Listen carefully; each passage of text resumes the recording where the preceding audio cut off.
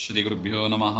ಆನಂದಮಜರಂ ನಿತ್ಯಂ ಅಜಂ ಅಕ್ಷಯಮಚ್ಯುತಂ ಅನಂತಶಕ್ತಿಂ ಸರ್ವಜ್ಞಂ ನಮಸ್ಯೇ ಪುರುಷೋತ್ತಮಂ.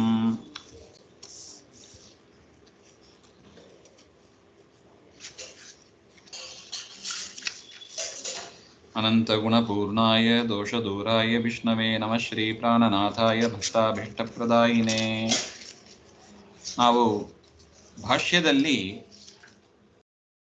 ಬರುವ ಒಂದು ವಿಚಾರವನ್ನ ನೋಡ್ತಾ ಇದ್ದೀವಿ. ಮೊದಲನೇ ಮಂತ್ರಕ್ಕೆ ಆಚಾರ್ಯರು ಭಾಷ್ಯ ಬರೆದಿದ್ದಾರೆ.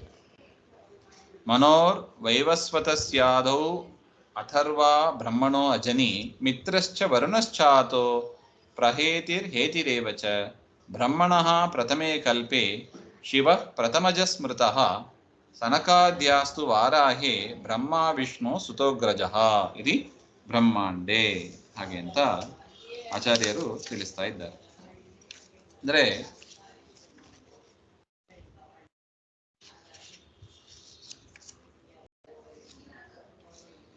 ಹಿಂದಿನ ಮೊದಲನೇ ಮಂತ್ರದಲ್ಲಿ ಹೇಳಿದ್ರು ಅಥರ್ವಾಯ ಜ್ಯೇಷ್ಠಪುತ್ರಾಯ ಇತಿ.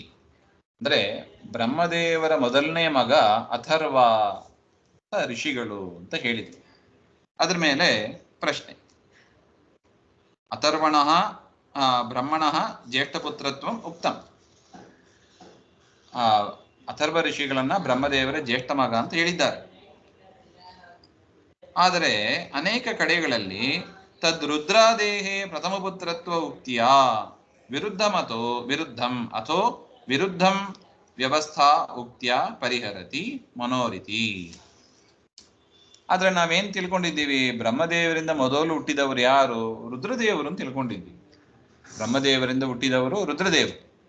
ಆದ್ರೆ ಇಲ್ಲಿ ಉಪನಿಷತ್ತು ಬ್ರಹ್ಮದೇವರಿಂದ ಅಥರ್ವ ಋಷಿಗಳು ಹುಟ್ಟಿದ್ರು ಅಂತ ಹೇಳ್ತಾರೆ. ವಿರೋಧ ಬಂತಲ್ಲ.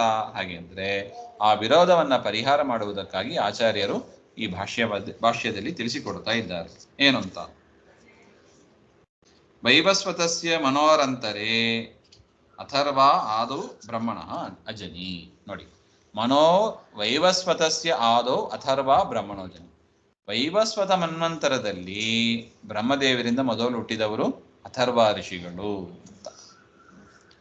ತದನಂತರ ಯಾರು ಹುಟ್ಟಿದ್ರು ಬ್ರಹ್ಮದೇವರಿಂದ? ಮಿತ್ರ, ವರುಣ, ಪ್ರಹೇತಿ, ಹೇತಿ ಅಂತ 4 ಜನ ಹುಟ್ಟಿದ್ರು ಅಂತ ಹೇಳ್ತಾ ಇದ್ರು. ಅದರಿಂದ ರುದ್ರದೇವರು ಹುಟ್ಟಿದ್ದು ಅದು ಬೇರೆ ಮನ್ವಂತರದಲ್ಲಿ, ಸ್ವಯಂಭುವ ಮನ್ವಂತರದಲ್ಲಿ ಅಂತ ಇಟ್ಕೋಬಹುದು. ಬೇರೆ ಮನ್ವಂತರಗಳಲ್ಲಿ, ಎಸ್ಪೆಷಲಿ ಈ ವೈವಸ್ವತ ಮನ್ವಂತರದಲ್ಲಿ ಬ್ರಹ್ಮದೇವರಿಂದ ಮೊದಲು ಹುಟ್ಟಿದವರು ಅಥರ್ವ ಋಷಿಗಳು. ಅದರಿಂದ ಯಾವ ವಿರೋಧವೂ ಇಲ್ಲ ಅಂತ ಒಟ್ಟು ಅಭಿಪ್ರಾಯ.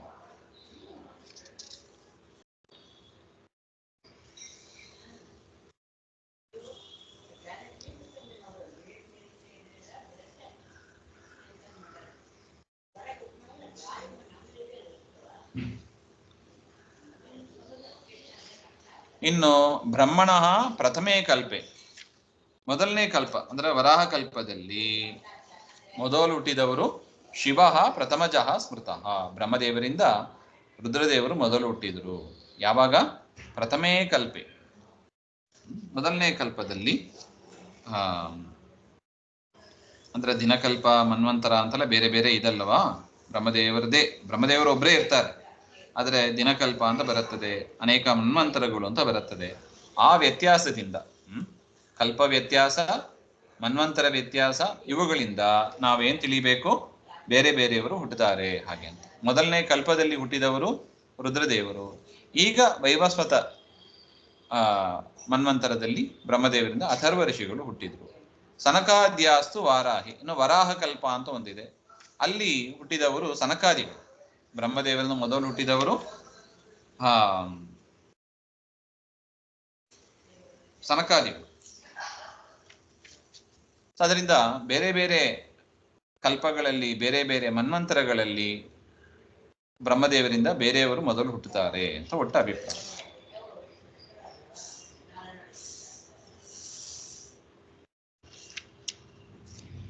ನೋಡಿ, ಸ್ವಯಂಭುವ ಮನ್ವಂತರದಲ್ಲಿ ರುದ್ರದೇವರು ಹುಟ್ಟುತ್ತಾರೆ. ವರಾಹ ಕಲ್ಪದಲ್ಲಿ ಸನಕಾದಿಗಳು ಹುಟ್ಟುತ್ತಾರೆ.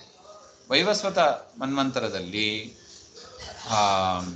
ಅಥರ್ವ ಋಷಿಗಳು ಹುಟ್ಟುತ್ತಾರೆ. ಅದರಿಂದ ವಿರೋಧ ಇಲ್ಲ ಅಂತ ಒಟ್ಟು ಅಭಿಪ್ರಾಯ.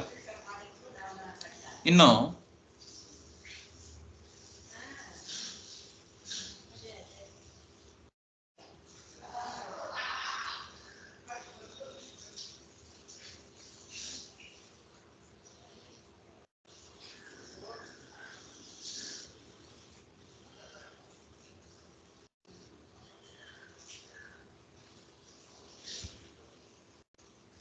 ಸನಕಾದ್ಯಾಸ್ತು ವಾರ ಬ್ರಹ್ಮ ವಿಷ್ಣೋ ಸುತೋಗ್ರಜ. ಅದೇ ರೀತಿಯಾಗಿ ಬ್ರಹ್ಮದೇವರು ಯಾರಿಂದ ಹುಟ್ಟಿದ್ರು? ವಿಷ್ಣುವಿನಿಂದ ಹುಟ್ಟಿದ್ರು. ಬ್ರಹ್ಮನಿಂದ ಮೊದಲು ಹುಟ್ಟಿದವರು ವಿಷ್ಣುವಿನಿಂದ ಮೊದಲು ಹುಟ್ಟಿದವರು ಬ್ರಹ್ಮದೇವರೇ. ಈಗ ಹೇಗೆ ಬ್ರಹ್ಮದೇವರಿಂದ ಹುಟ್ಟಿದವರು ವ್ಯತ್ಯಾಸ ಆಗ್ತದೆ. ಕೆಲವೊಮ್ಮೆ ರುದ್ರದೇವರು ಹುಟ್ಟುತ್ತಾರೆ, ಕೆಲವೊಮ್ಮೆ ಸನಕಾದಿಗಳು ಹುಟ್ಟುತ್ತಾರೆ, ಕೆಲವೊಮ್ಮೆ ಅಥರ್ವ ಋಷಿಗಳು ಹುಟ್ಟುತ್ತಾರೆ. ಅದೇ ರೀತಿಯಾಗಿ ಪರಮಾತ್ಮನಿಂದಲೂ ಕೂಡ ನಿಯಮೇನ ಬ್ರಹ್ಮದೇವರೇ ಹುಟ್ಟುತ್ತಾರೋ ಅಥವಾ ಬೇರೆ ಬೇರೆಯವರು ಹುಟ್ಟುತ್ತಾರೋ ಹಾಗೆ ಅಂತ ಒಂದು ಪ್ರಶ್ನೆ. ಅದಕ್ಕೆ ತಿಳಿಸ್ಕೊಡ್ತಾ ಇದ್ದಾರೆ. ಬ್ರಹ್ಮ ವಿಷ್ಣೋ ಸುತೋ ಅಗ್ರಜಃ. ಯಾವುದೇ ಸಮಯ ಆಗಲಿ ಕೂಡ ಬ್ರಹ್ಮದೇವರೇ ಮೊದಲು ಹುಟ್ಟುತ್ತಾರೆ ಅಂತ ಹೇಳ್ತಾ ಇದ್ದಾರೆ. ನೋಡಿ, ವ್ಯಾಖ್ಯಾನದಲ್ಲಿ ತಿಳಿಸ್ತಾರೆ, ಬ್ರಹ್ಮಾಂಡಾತ್ ಬಹಿಹಿ, ಬ್ರಹ್ಮಾಂಡದ ಹೊರಗೆ ಅನೇಕ ಸೃಷ್ಟಿಗಳು ಆಗ್ತದೆ. ದೇವತೆಗಳ ಸೃಷ್ಟಿ ಮೊದಲಾದದ್ದು ಬ್ರಹ್ಮಾಂಡದ ಹೊರಗೆ. ಯಾಕೆ? ಬ್ರಹ್ಮಾಂಡ ನಿರ್ಮಾಣ ಮಾಡಬೇಕಂದ್ರೆ 24 ತತ್ವಗಳು ಬೇಕು. 24 ತತ್ವಗಳು ಸೃಷ್ಟಿ ಆದ್ಮೇಲೆ ಬ್ರಹ್ಮಾಂಡ ನಿರ್ಮಾಣ ಮಾಡ್ಲಿಕ್ಕೆ ಆಗ್ತದೆ. ಅದರಿಂದ ದೇವತೆಗಳು ಮೊದಲು ಹುಟ್ಟಿದ್ದಲ್ಲಿ ಬ್ರಹ್ಮಾಂಡದ ಹೊರಗೆ. ಆಮೇಲೆ ಬ್ರಹ್ಮಾಂಡ ಸೃಷ್ಟವಾಯಿತು, ಬ್ರಹ್ಮಾಂಡದ ಒಳಗೂ ಸೃಷ್ಟಿ ನಡೀತಾ ಇದೆ. ಸೊ ಬ್ರಹ್ಮಾಂಡಾದ್ ಬಹಿಹಿ, ಬ್ರಹ್ಮಾಂಡ ಅಂತಹ ಪದ್ಮಕಲ್ಪ ಅಂತ ಒಂದಿದೆ. ಹೇಗೆ ವರಾಹ ಕಲ್ಪ ನಾವು ನೋಡಿದೀವಿ, ಅದೇ ತರ ಪದ್ಮಕಲ್ಪ ಮೊದಲನೇ ಕಲ್ಪ ಅಂತ. ಇದೇ ಮೊದಲಾದ ದೇಶಗಳಲ್ಲೂ ಕಾಲಗಳಲ್ಲೂ ಕೂಡ ವಿಷ್ಣೋ ಅಗ್ರಜಃ ಸುತಃ ಇತ್ಯರ್ಥ. ವಿಷ್ಣುವಿಗೆ ಮೊದಲು ಹುಟ್ಟಿದವರು ಬ್ರಹ್ಮದೇವರೇ ಹಾಗೆ ಅಂತ ಅರ್ಥ. ಈ ರೀತಿಯಾಗಿ ಬ್ರಹ್ಮಾಂಡ ಪುರಾಣದಲ್ಲಿ ಇದರ ಒಂದು ವಿವರಣೆಯನ್ನು ಕೊಟ್ಟಿದ್ದಾರೆ ಆಚಾರ್ಯರು. ಯದ್ಯಪಿ ಸರ್ವಜ್ಞರು ಆದರೂ ಕೂಡ ತಾವು ಸ್ವಂತ ಮಾತನ್ನ ಆಡೋದಿಲ್ಲ. ವೇದವ್ಯಾಸರು ಅನೇಕ ಪುರಾಣಗಳಲ್ಲಿ ತಿಳಿಸಿಕೊಟ್ಟ ಮಾತು ವೇದವ್ಯಾಸರ ಮಾತು. ನೋಡಿ, ಇತಿ ಬ್ರಹ್ಮಾಂಡೇ, ಇದು ನಾನು ಹೇಳತಕ್ಕದ್ದಲ್ಲ, ಇದು ವೇದವ್ಯಾಸರಿಗೆ ಸಮ್ಮತವಾದದ್ದು, ಪ್ರಮಾಣಭೂತವಾದದ್ದು. ಅದರಿಂದ ನೀವು ಇದನ್ನ ಒಪ್ಕೋಬಹುದು, ಯಾವ ತೊಂದರೆಯೂ ಇಲ್ಲ ಅಂತ ನಮಗೆ ಮನವರಿಕೆ ಮಾಡುವುದಕ್ಕಾಗಿ ಇಂತಹ ಒಂದು ಬ್ರಹ್ಮಾಂಡ ಪುರಾಣದ ವಾಕ್ಯಗಳನ್ನು ನಮಗೆ ಉದಾಹರಿಸಿದ್ದಾರೆ ಅಂತ ಒಟ್ಟು ಅಭಿಪ್ರಾಯ. ಇನ್ನು ಎರಡನೇ ಮಂತ್ರ ಅದನ್ನ ಮತ್ತೆ ನೋಡೋಣ. ಶ್ರೀಮಧ್ವಾಂತರ್ಗತ ಶ್ರೀಕೃಷ್ಣ ಆತ್ಮನಸ್ತು. ಶ್ರೀಹರೇ ನಮಃ.